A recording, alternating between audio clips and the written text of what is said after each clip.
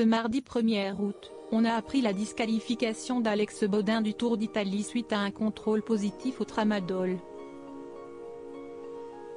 Ce dernier a rapidement donné sa version des faits sur les réseaux sociaux, avant qu'un cycliste français bien connu ne lui envoie un sacré tacle.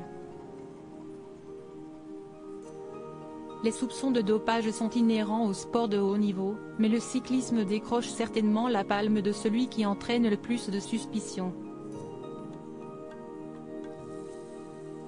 Lors du dernier Tour de France, les performances hallucinantes de Jonas Vingegaard, facile vainqueur de la Grande Boucle 2 années de suite, ont été particulièrement questionnées, que ce soit par les amateurs, mais également par les professionnels.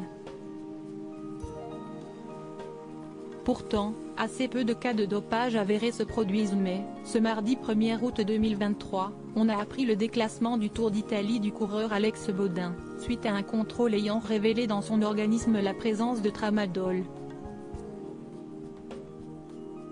Une nouvelle qui va certainement faire peser encore plus de soupçons sur le cyclisme professionnel, même si le Français de 22 ans conteste les résultats et a indiqué qu'il allait faire appel devant le tribunal arbitral du sport de la décision de l'UCI, Union cycliste internationale. Pour se défendre, il a même décidé de publier un long message d'explication sur les réseaux sociaux, mais visiblement, sa vision des choses n'a pas plu à tout le monde. Assez rapidement après sa publication, le message d'Alex Bodin a fait réagir Lilian Calmejane, un autre coureur français, connu pour ne pas avoir la langue dans sa poche. À l'insu de mon plein gré. Énormissime ce jeune homme, lance-t-il de manière très ironique.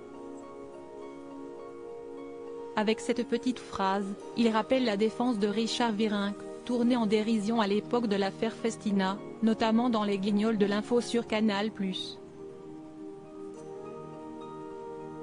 On pourrait donc croire que Lilian Calmejane enfonce encore plus le jeune homme. Pourtant, lorsqu'un internaute le félicite pour sa prise de parole, en indiquant qu'il a lui aussi fait partie de la même équipe cycliste, AG2R Citroën, il met les choses au clair, pas du tout, et justement connaissant l'éthique de l'équipe AG2R, je suis convaincu qu'on ne lui a pas donné cette molécule.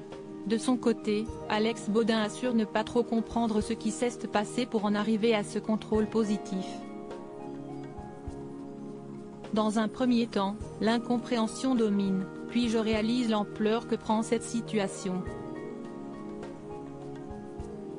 Depuis mon plus jeune âge, j'ai pratiqué ce sport que j'aime tant avec éthique et respect, indique le jeune sportif, qui va désormais se lancer dans une bataille juridique pour tenter de s'innocenter.